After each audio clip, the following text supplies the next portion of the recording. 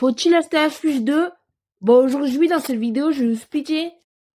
Évidemment, je vais tout vous dire, les raisons de l'acheter, les raisons de ne pas l'acheter. Et on va tout décrypter, je vais expliquer les nouvelles choses, pourquoi elles sont pas bien. Et bien sûr, avant de commencer la vidéo, abonnez-vous, likez la vidéo, faites sonner la cloche. Déjà, le prix. Voici les prix de la Switch 2. Et oui, je vous confirme, c'est totalement abusé. Genre, vous pouvez pas la trouver sûre à 100% à moins de 400 euros, je pense, un truc comme ça.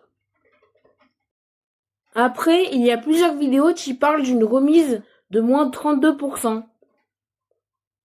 Et un jour, il y a eu la 3DS. Cette 3DS a vu le même problème, elle était beaucoup trop chère. Et il y a une réduction, peut-être qu'il y aura la même chose avec la Switch 2. Pour tous ceux qui n'ont pas encore de Switch 2, je conseille plutôt d'attendre. Parce que comme ça, au cas où s'il y a vraiment une réduction, vous pouvez avoir une Switch 2 à moins 32%.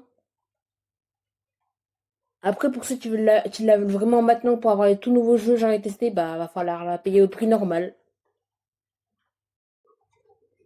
Les jeux. Par contre, si vous voulez les jeux, là, bien sûr, vous prenez la Switch 2, les nouveaux jeux, genre Mario Kart World, Donkey Kong Bonanza. C'est pour ça que je vous conseille cette console pour ça. Après, si vous voulez genre une bonne qualité, je vous conseille la Switch 1, mais je vous en reparlerai plus tard. Pourquoi je dis ça? Par contre, le prix du jeu, vous risquez d'être choqué. Ça, c'est le jeu que Nintendo propose et non, je me fous pas de vous. C'est vraiment le vrai prix. En physique, c'est-à-dire en boîte, 90 balles. 90 balles, c'est presque 100 balles. Et code de téléchargement, juste 10 euros de moins. Alors, je sais que c'est totalement abusé, mais genre... Mais si vous allez dans des magasins genre Fnac, Micromania, vous pouvez le trouver beaucoup moins cher que genre Nintendo te propose. Voici les prix de la Switch 2. Et oui, je vous confirme, c'est totalement abusé. Genre, vous pouvez pas la trouver sûre à 100% à moins de 400 euros, je pense, un truc comme ça. Oui. L'écran LCD.